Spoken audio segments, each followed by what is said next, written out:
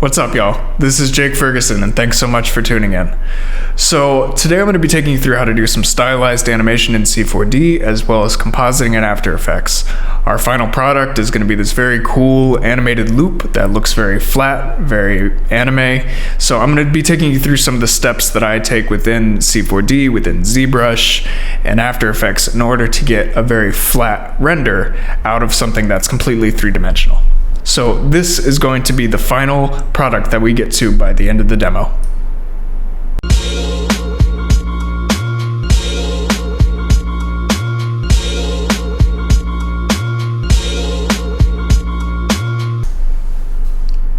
Pretty cool, right?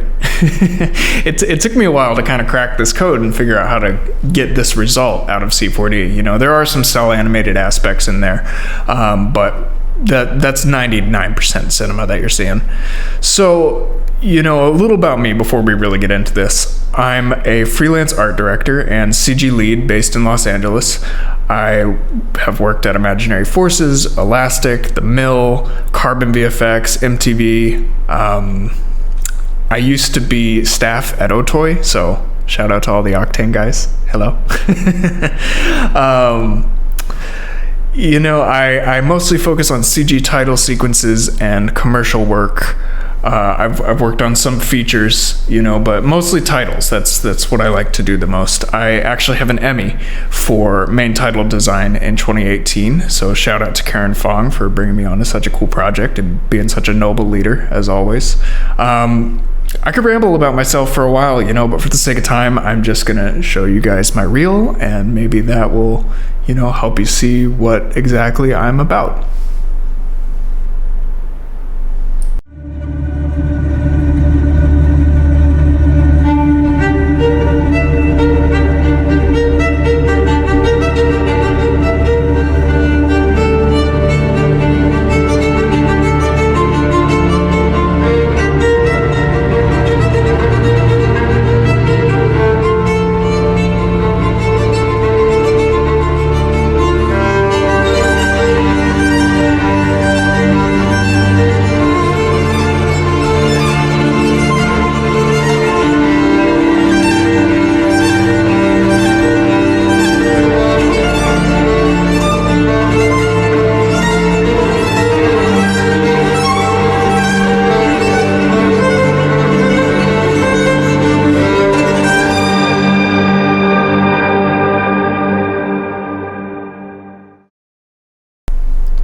So in the demo today, I'm going to be taking you through posing, sculpting, texturing, and compositing in order to get this final result. So we're going to get there by, you know, starting with a couple pre-made assets and manipulating them to suit our needs, and then we're going to, you know, take our own, you know, means of stylization and get to exactly where we're going. So I'm going to take you through just my general practice, a little bit of theory in each of these packages, and just generally how to, you know, cut corners and get somewhere kind of quickly in order to get the result that you want without too much frustration or manual labor or anything like that. So thanks again for tuning in. So the first thing we're going to do is get that pose down. So we have our reference of the character, and we want to match this pose in 3D, you know, as fast as possible. We don't want to make this from scratch. We don't want to do anything like that, especially when there's so many good rigged characters online everywhere. So the director actually found a pretty stylized model, which he sent me an FBX of. So it looks like you're just like typical stylized anime female character. Now the geometry right now is not really something we should focus on. We're really focusing here on how to, you know, get the pose down, you know, because we're going to bring her into Zbrush afterwards and really start, you know, sculpting her out to match the artwork. So the first thing that we want to do is start off with the pelvis, and this is kind of the key element here. You know, you start here and then work your way up and then work your way down. That's usually how I do posing. So I'll start off with the bigger things first, like, you know, the pelvis, then the spine, then the shoulders, elbows, wrists, hands, fingers. That way you're doing your big, you know, silhouettes first, And then you work into some of the fine details. We're gonna start with the thigh here. And just kind of swing that down. Now it looks like she's got kind of a arc to her hips like that. So we're gonna start there. We're gonna start on the pelvis first. And I know it looks weird, but we're gonna, you know, just kind of do something that looks a little counterintuitive right now by twisting the pelvis to match this alignment. So you can see this point here and this point here are the widest part of the hip. So they make that type of angle. So we're just gonna match that same thing and do something like that. And then we're gonna start, you know, we can start with the legs because they'll be a little bit easier to get down. We're gonna start matching those. You just swing those over. Let's see, where's the other one? Here.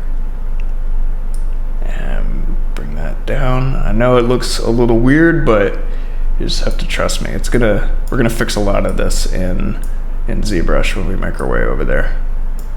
Okay, and do the knee. Looks like your leg's back a little bit, like that. Now, your ball and socket joints, you know, feel free to swing around on any axis, but you gotta make sure that whenever you're doing hinge joints, like your knees and elbows, you're only using the one axis like that, because, you know, that's not how a leg bends. That being said, this is really stylized, so it's like, you know, if you're in a pinch and that's the only way to make it look right, go right ahead. You know, rules are there to be broken. So we're gonna bring this leg out a little bit and bring the calf down. Bend her foot down because she's floating. Not something too weird, kind of like that. And do the same thing with the toes, so her foot's a little flatter. Okay, and let's do her other foot. You're not gonna really see her other foot, so it doesn't matter too much. That's good. Yeah, looks great. So let's keep going.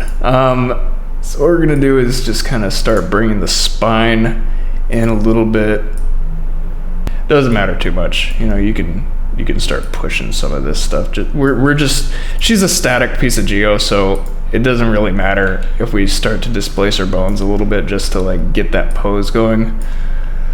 Looks like she has a little bit of a twist to her chest, so we can start probably on a lower one like this. Let's see. So it looks like her shoulders have a cool angle to them like that. We want to preserve that because what it's doing is it's creating an angle here and here. So these two different angles are kind of working against each other, which adds to the, you know, artistic value of the pose. And that's what we're gonna match. So we'll worry about her neck afterwards. I'm just gonna kind of skew her head. Oh, it's so weird. Her shoulders are attached to her neck bone. If I had a nickel for every weird rig that I had to make work, I would have quite a few nickels. So looks like her clavicle is actually under her neck joint. So we're gonna start there on her left clavicle. That's her shoulder, her collarbone right there. And that's where we're gonna get the general angle for her shoulders, like that. Now, your clavicle is kind of a free moving joint, so it works if you do something like that. And then we're gonna do the opposite with the other one so that we can get that cool angle. Let me just kind of move it around like that. Yeah. And there, we're gonna bring her arm up like that. And kind of compensate a little bit with the shoulder blade, or with the clavicle. Continue with that arm. Now we don't want to twist it too much because you see it starts pinching the geo, and it'll be easier just to get the shape in there like that. Okay, and take the forearm. Now, normally you can't really twist this, but we're gonna do it anyway. Just to kind of help her hand out a little bit when we get there, so we can get to the hand and twist that around. So her finger pose is actually pretty decent. I don't really see a reason to mess with it too much. So let's move down to her other hand. See, we're getting a little bit of a pinch there, but you know, it's all right. We'll fix it when we get into the sculpting phase. So now we're gonna do her other arm.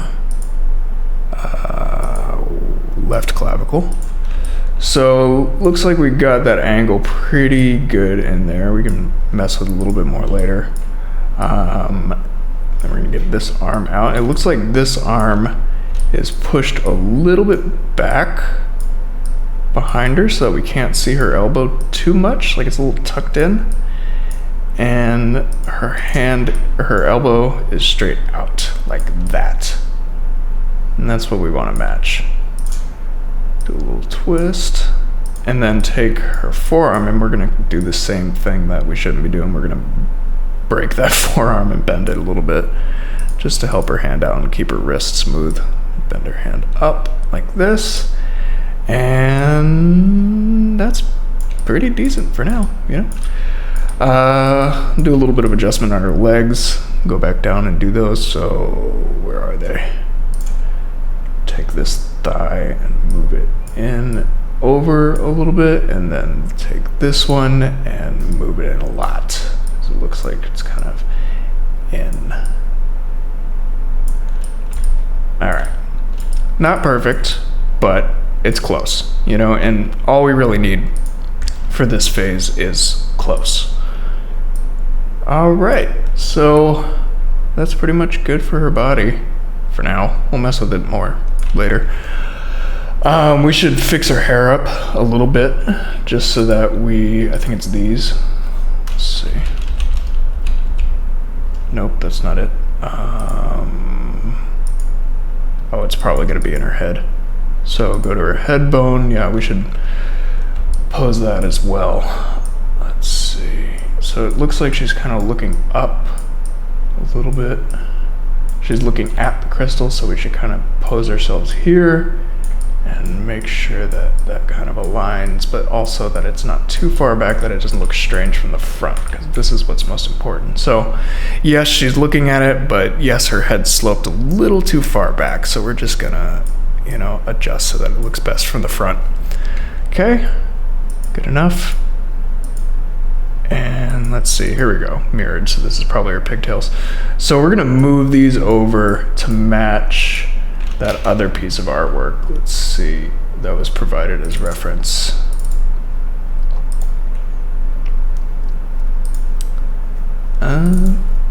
This one. All right.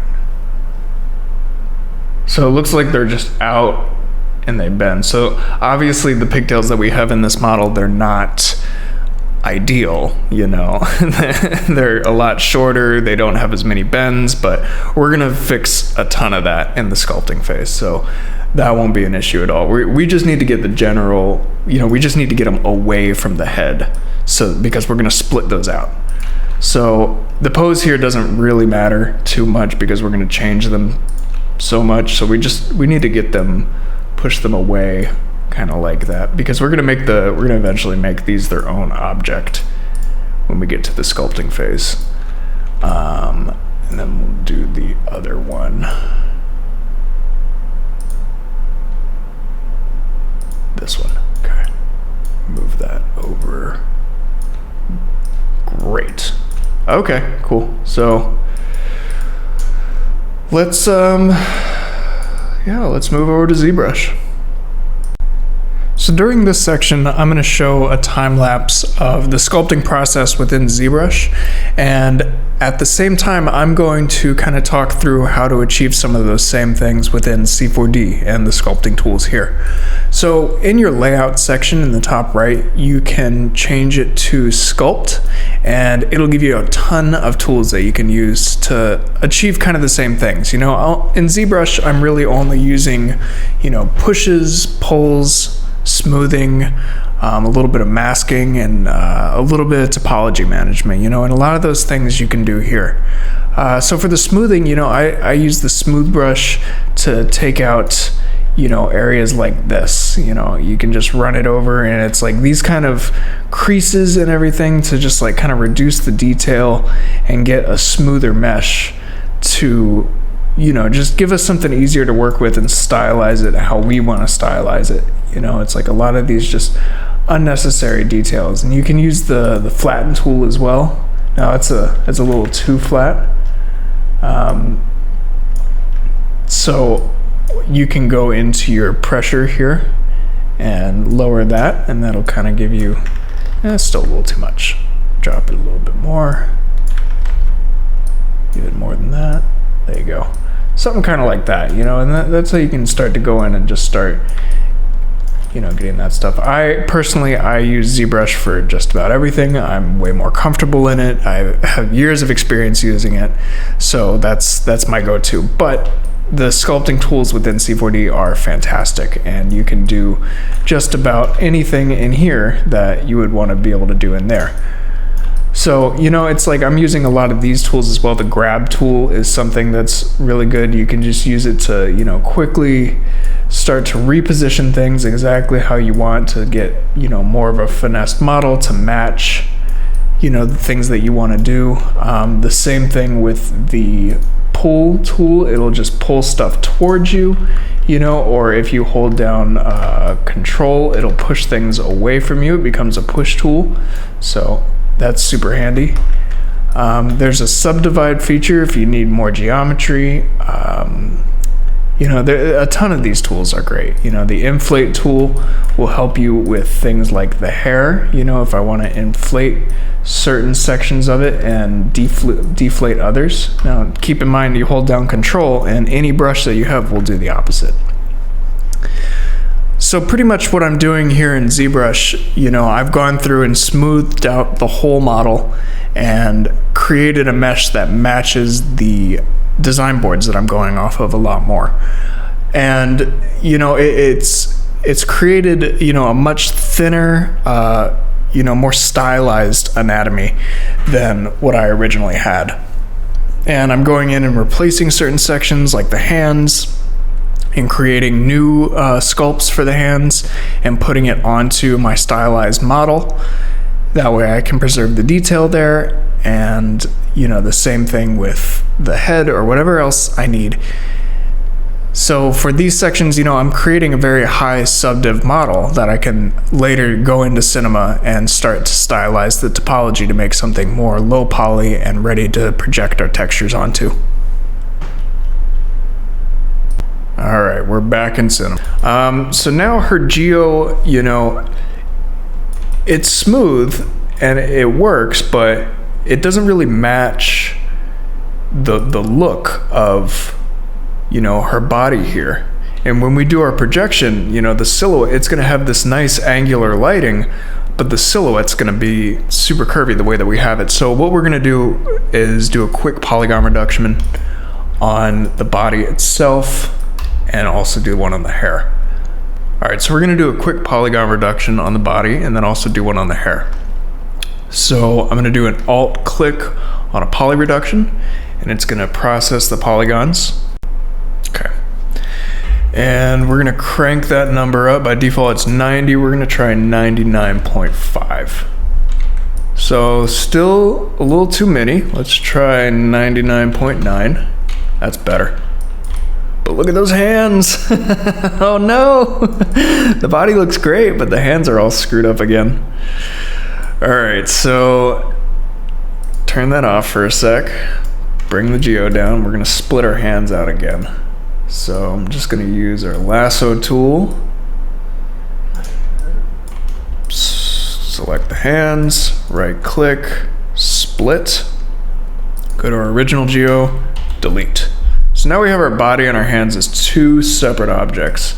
So we can do two separate polygon reductions. So that the body works on this. So we're gonna turn that back on.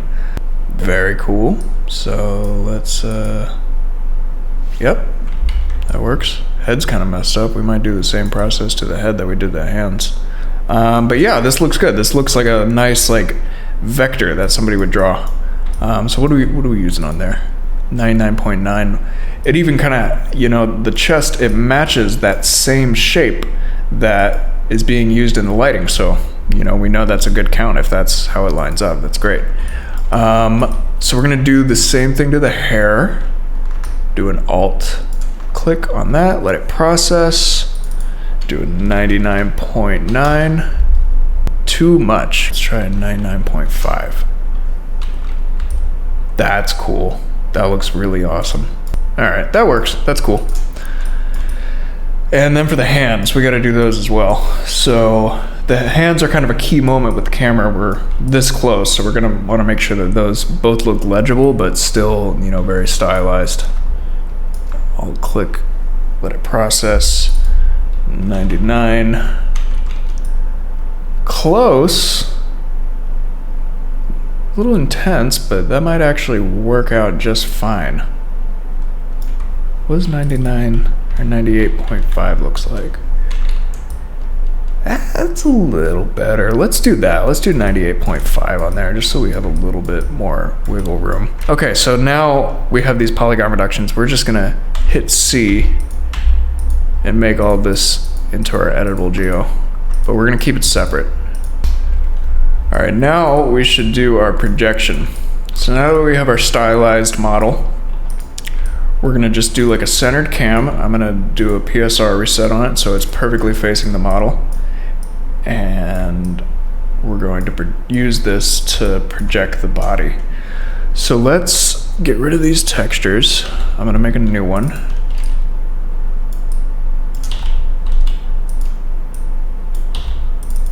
By double clicking, and I'm gonna go to my color. I'm gonna just leave all this the same for now, just so I can see what I'm doing. So now I'm gonna bring in her body drawing. Right here.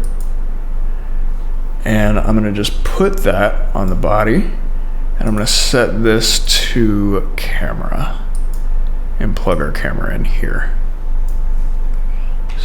And to see what I'm doing, I'm gonna also change my viewport resolution to something a lot higher so we can start figuring out exactly what's on there. So it looks like it's close, but it's not really lining up perfectly. I'm gonna change my camera to match what the drawing was done in. I think the drawing was done in an early model in Zbrush, and the focal length in Zbrush is set to 50, so I'm gonna set my projection camera to 50 also. Let's see. All right, looks like it's a little squished. So what we're gonna do is go to our coordinates and change our camera scale to 1.4. That should match a little better. There we go. Now we're just gonna kind of line the edges up like that. Cool, looks great. So that's our lighting on our character, right there. Looks a little wacky, but it works. So I'm gonna look through the camera and just make sure that lines up exactly like I want it to. Got a little foot right here, chest, cool.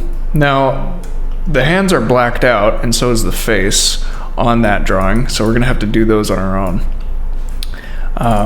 For the shader now, I'm gonna take this off of color, and I'm gonna drag it into luminance and put it on here. I'm gonna turn off color, turn luminance on, turn off reflectance, and bam, we have a flat character. That looks cool. Let's clean this up a little bit first, because like obviously the projection has some issues. It has stuff that goes through, like this foot shouldn't be so lit up, these little issues right here. So since we have this low poly model, we can just select all the problemed polygons like that here. Anything that doesn't look, you know, correct, you can just select those guys. Like all that works fine. And what we're gonna do is, we're never gonna see her back, so it doesn't really matter that we're doing this. All right. Now that you have those polys selected, what you wanna do is you can make a new shader and just turn off color, turn off reflectance, and you have a flat black shader. And we're gonna apply those to the model. And it's gonna get rid of those problemed aspects. So if you see any more, you know, that you didn't hit the first time, it's fine. Just go in and put it back on. So we're gonna do that for points that we want to be black, and we're gonna do that for points that we want to be white as well. So I'm gonna go back and use my selection tool because it's a little bit faster. Grab this whole foot, because we know we want that to all be black. Back of her leg. Let's see. Cyber foot. Whatever that And yeah, cool. So now we're gonna do the same thing, but with a white shader. So for that, it's a little bit different. Turn color off, turn reflectance off, turn luminance on. And it looks like our white is not what the value of the drawing that we're projecting is. So we're gonna select that as a color so we get this gray that matches. And we're gonna go in and select what we want to be white. So let's see. We know there's a rim light on her arm coming in from the crystal. So we're gonna do that.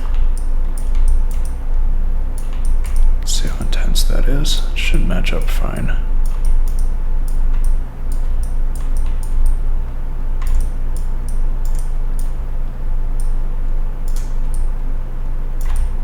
All right, cool.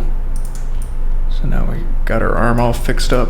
So let's do her hands now. Her hands are something we're gonna have to do by hand. So, no pun intended. So we're gonna just kind of hit the polygons that are gonna be hit by this top lighting that's lighting the rest of her body. Enough so that we can just highlight the fingers and differentiate them from the rest of the silhouette when we're that close with our camera.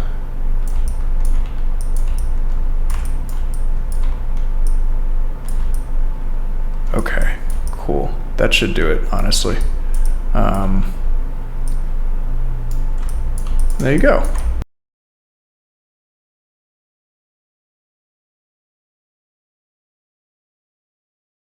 Bam, that works pretty well.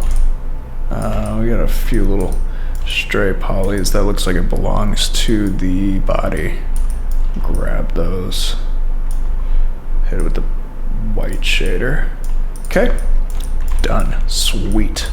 So yeah, she looks pretty cool, you know? It's like, that's some very stylized lighting that would be a nightmare to get with Sketch and Tune and also with actual lighting, but this is just a cheap way to do it with polygons. If your light doesn't move, like, why not, you know? So the hair is just gonna be flat black, easy, doesn't have any highlights. We just need the shape. And now her face, we gotta project that on there. So we're gonna do a new shader, put it on her head, and we're gonna do the same thing that we did for the body. We're gonna grab the front projection of her head, and we're gonna make a new camera. I actually wanna look through it so I can line it up with her face. And I'm going to change the projection to camera and put the camera in right there. And change our viewport size to 4K so we can see what we're doing, and we're gonna start figuring this out. So this is just kind of generally the angle that we're gonna project down onto. We're gonna have to twist the camera a little bit to match a little bit better. We're gonna also change the scale. So that's pretty good to get it set up initially. I'm gonna hide my other camera so I can see okay. Looks really screwy from the side, but we're gonna start fixing that. So we're gonna do the same thing that we did to the body. We're gonna change the scale of the camera to 1.4 so she's not so stretched out. That's gonna cause us to push in a little bit. Look at that, it's already working out pretty well. Cool. At least from the front. So we're gonna kind of match, you know, where her nose is, like that. Bring up something like that. Now the scale looks a little off. We might need to go in and do a little special geometry treatment on her chin, but for the most part this works out pretty well, especially when it's going to be flat. So to do that, we're going to do the same thing we did with the body. We're going to take that color projection, move it on to luminance, turn luminance on, turn color off, turn reflectance off. Now it looks like her head was painted white while her body was painted gray. We want these to match. So I'm gonna do a layer, and I'm going to go into there and add a color channel and match that same gray, and I'm gonna multiply it over the whole thing. So her face should match the body. Yeah, that matches pretty well. Cool. Okay, great. So now let's see how we look from the front. I'm gonna make just a default camera, PSR, just so that it's facing our model. Just kind of get the same framing that's in the board. I mean, that's not bad, you know? It's like, that's pretty damn close to what we're going for. All right, we gotta hit this hand too, but not by much, just a little bit. Just the top of her arm there.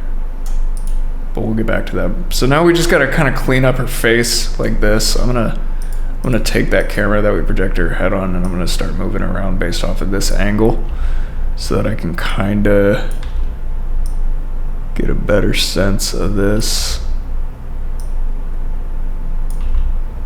Move it over a little bit. I'm just trying to kind of neutralize the shadow on the right side of her face. Just see what works out the best. Ah, that's cool. Yeah, that's it right there. Okay, so we're gonna leave that be. Hide that camera. This looks great. So now I'm gonna jump out of the camera. I'm gonna go under her face, and I'm gonna do that same poly fix that we did on her body. Grab all these guys. Grab back here. Back of her head.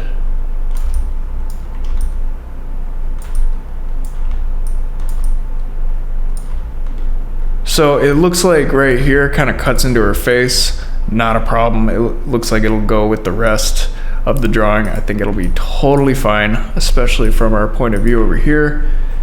That looks good. So now let's do our camera move. So now that we have our model set up, we should do our camera move, and then, you know, get the crystal and the background in there, and then we can comp. So the camera move, you know, it's an orbit around the model and the background, but that's a lot of keyframes that we don't really need to deal with. Instead, we're gonna spin the model and the background at the same rate, and we're just gonna pull back the camera with a camera morph. Keep it much simpler. So we have our model. This will be our kind of B position where we want to end up. So let's call that cam B. And now let's do an A position, cam A, where we're just a lot closer on the hand, and eventually where the crystal's gonna be. So it's gonna be something kind of like this, but she's on an axis right in the middle like that, but her hand is not, you know. So when we spin her hand's gonna be in a different place than the rest of her body. So what we wanna do is we wanna actually create a new null and put her in it to do this rotation. We'll call this shells rot for rotation.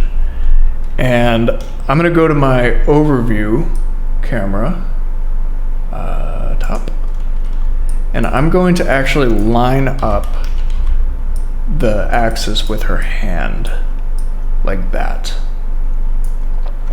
So that way when she spins, change it back to perspective, when she spins, she doesn't spin around, you know, her foot or anything, she actually spins around where her hand is, so that it always stays in the same place, and so does the crystal. So that's exactly what we want to do.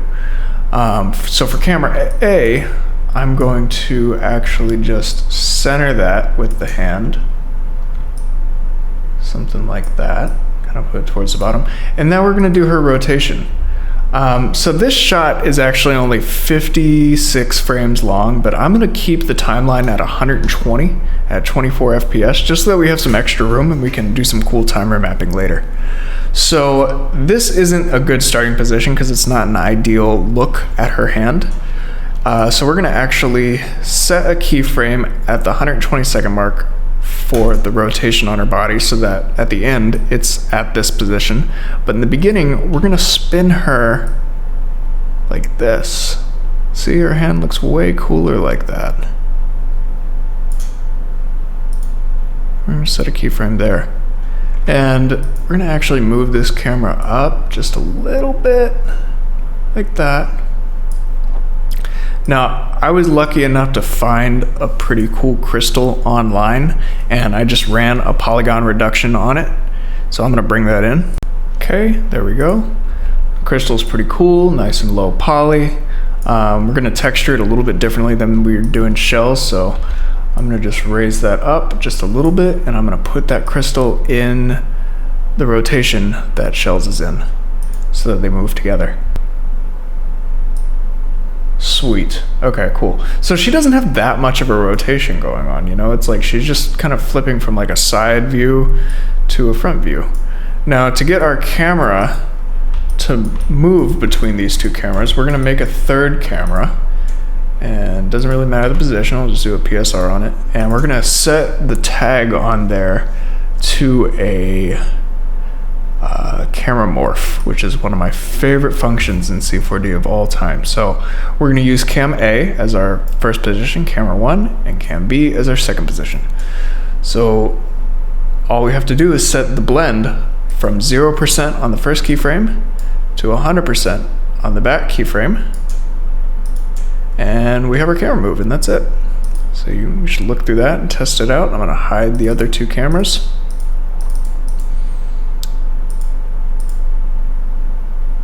Nice, not bad. A bit slow and drawn out, but that's our move generally. So that's good. We got our character, we got our crystal, now we just need the background. So if we look at the reference, the background is split up into a few layers. We have the color all the way in the back, we have this middle row of guys, and we have this front row of guys. So we're gonna need to go in there and split that out.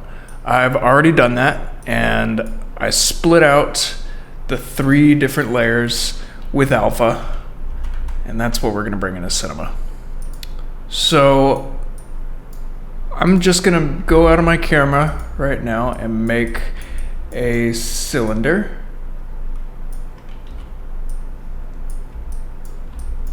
Let's see, just do something like that and make it editable. And then I'm gonna cut off the top and the bottom so that we just have this tube. And that's what we're gonna use to put the background on. So I'm just gonna make a new texture, apply it, turn on my luminance channel, turn everything else off, and I'm going to add in the first layer here. Now I'm gonna just pull that over to alpha and put that on there. Check alpha on, and I'm gonna change my viewport texture size to 4K. Cool.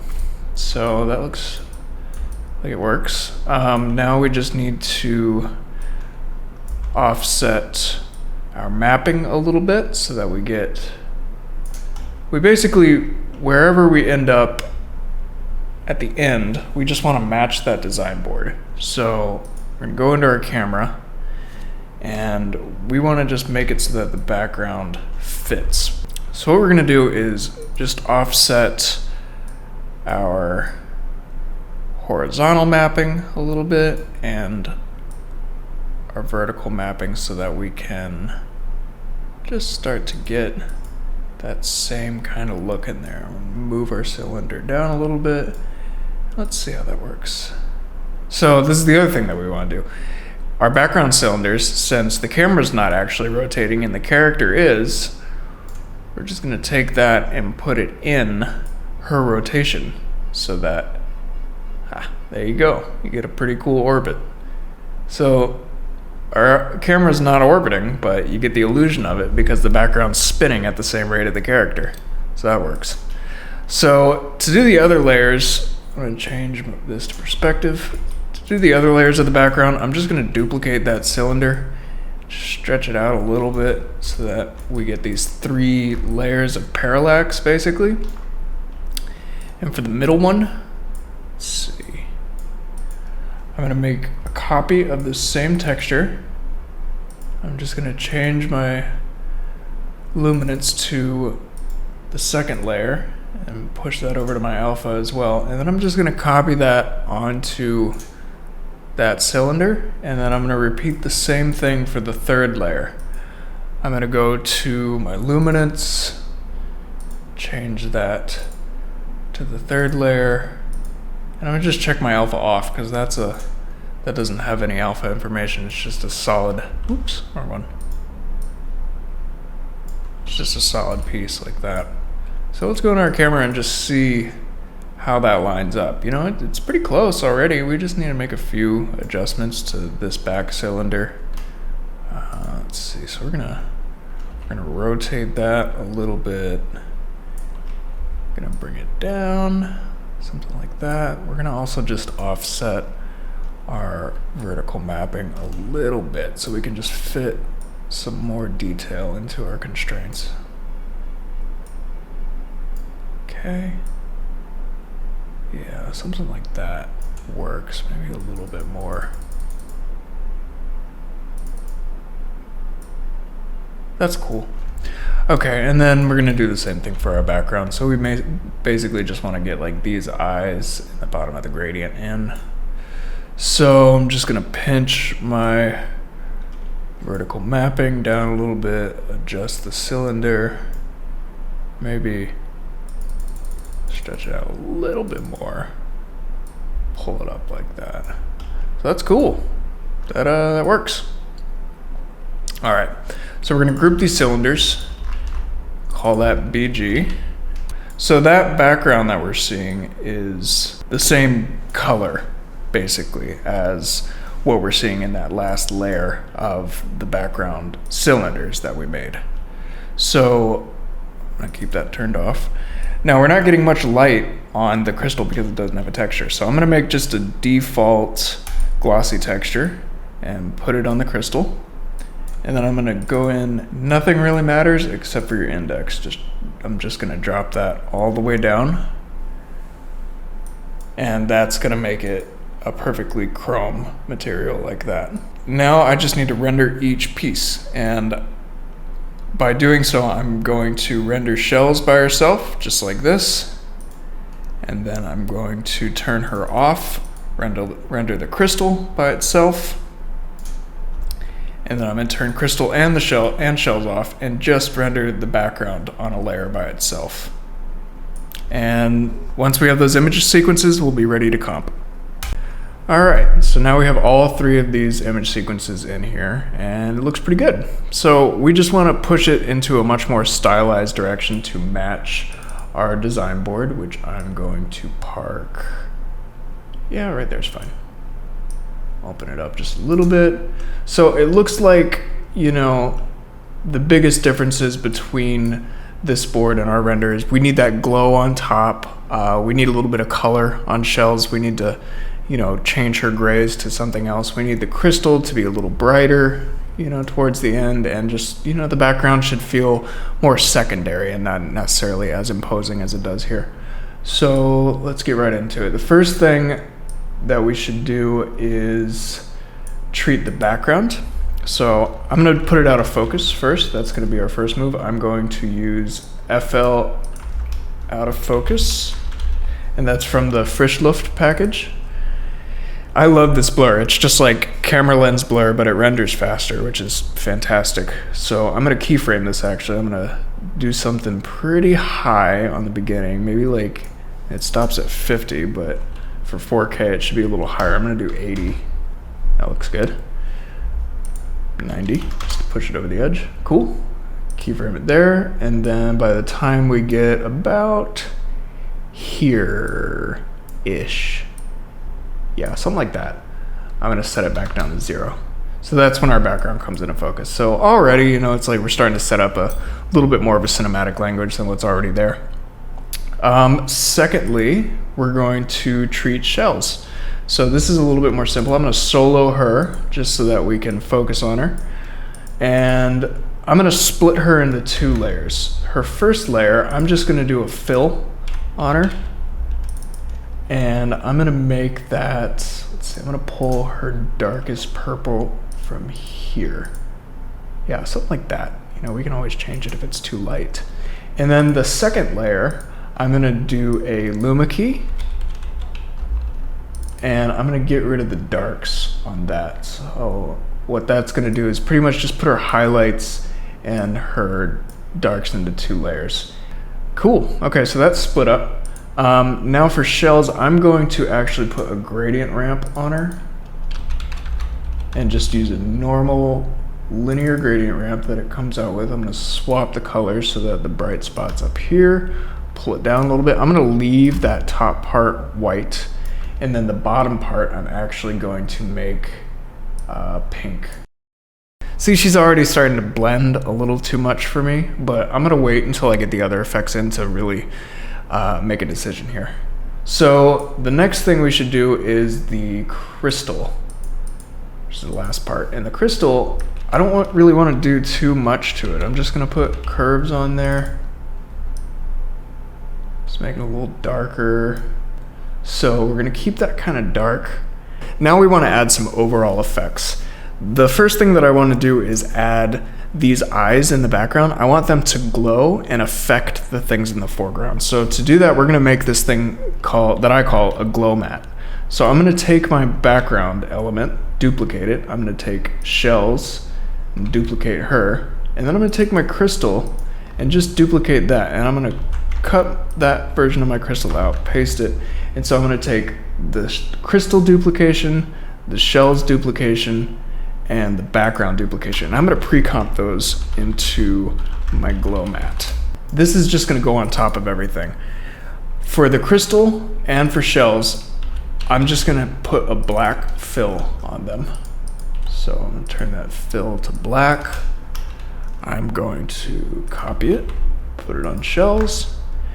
And for the background, I'm going to duplicate the background and I'm going to Lumimat it with itself. And let's see, and I'm going to put a black solid behind that. So Lumimatting it with itself, it's already just Lumimatting the brightest points. I'm going to push that even further by putting levels on the background duplication that it's Lumimatting itself with. And I'm going to just push that even further to make the brights brighter and the darks darker. And what that's going to do is just kind of solo the eyes out for me, which is exactly what I want. So that's going to give me my eyes as kind of their own separate layer. But because I put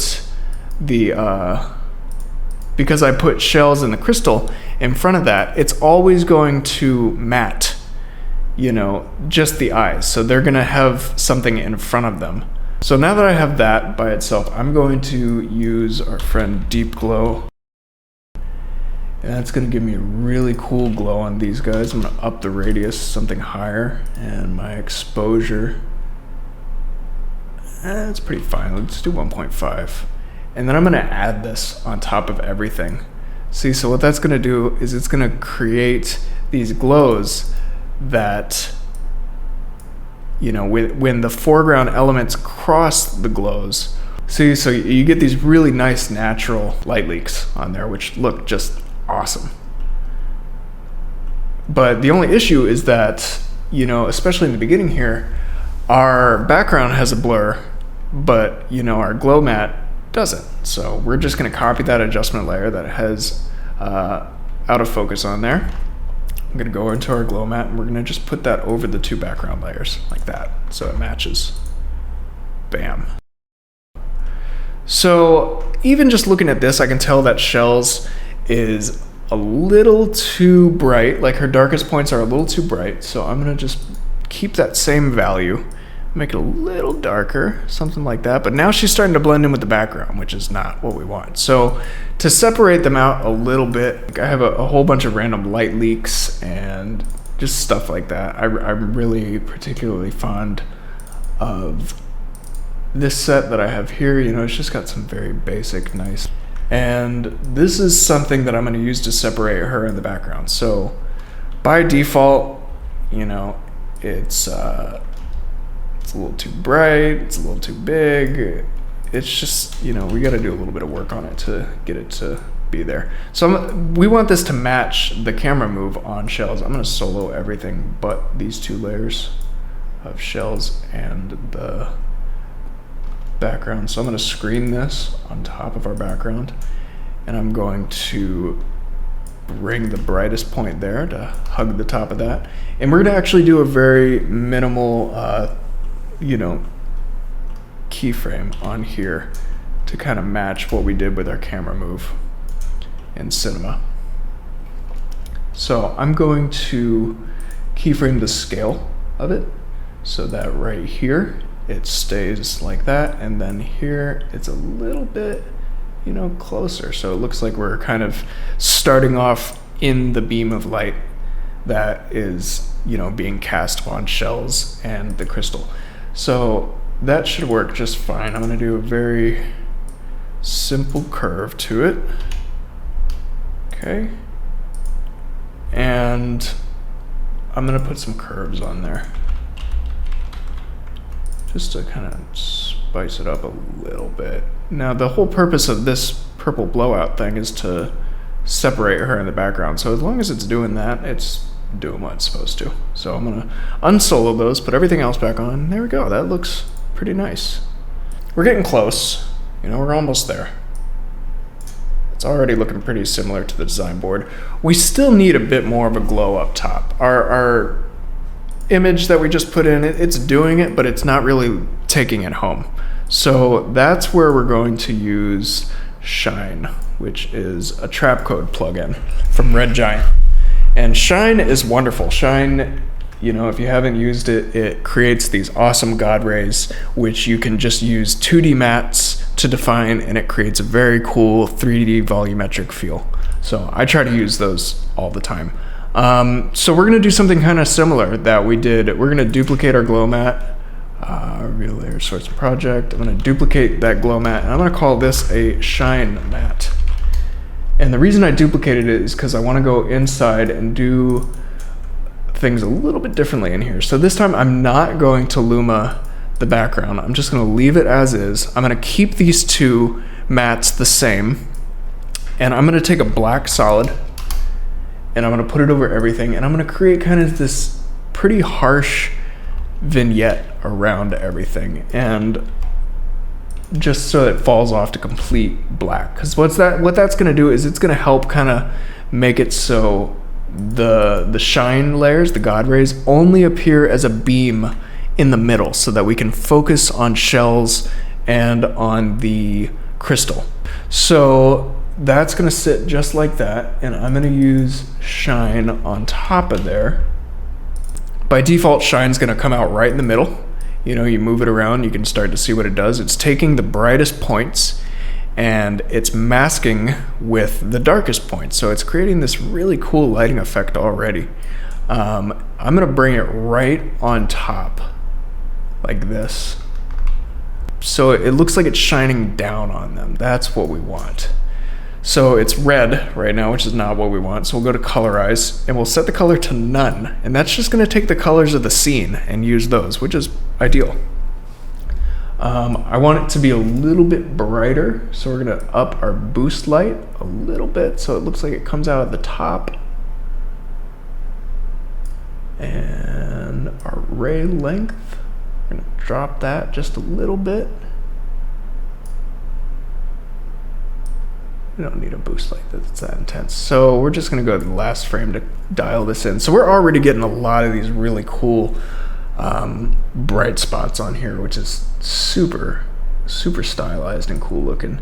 So I'm gonna go to my source opacity and drop that, and it just creates the beams by themselves. It doesn't actually show the matte through there, which is tight. So then I'm just going to add that on top, and bam, we got a pretty cool looking glowing effect just coming from the middle of the frame. Now I want to tighten up the edges just a little bit because, you know, still it's not centralized enough for me. So I'm gonna do something like that and bring the top of this up a little bit and drop the feather and bring it in just a little bit more.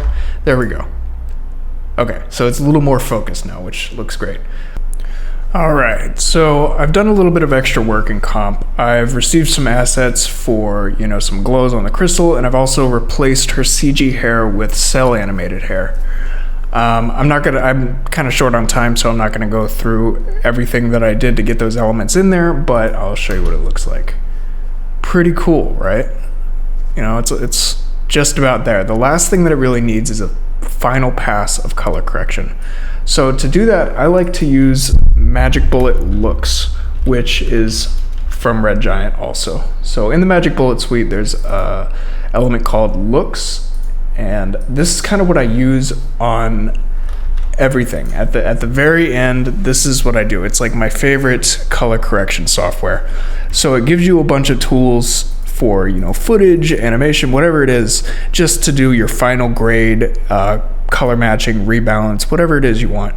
And it also comes with a ton of presets, like really good presets that will get you most of the way there. You know, you can already dramatically see the difference that it's having on the comp. You know, it's like it's really just affecting it a lot, you know. So I'll start with something like this that I think works well, and then I'll kind of go through and figure out what each tool is doing and if I even need all of them.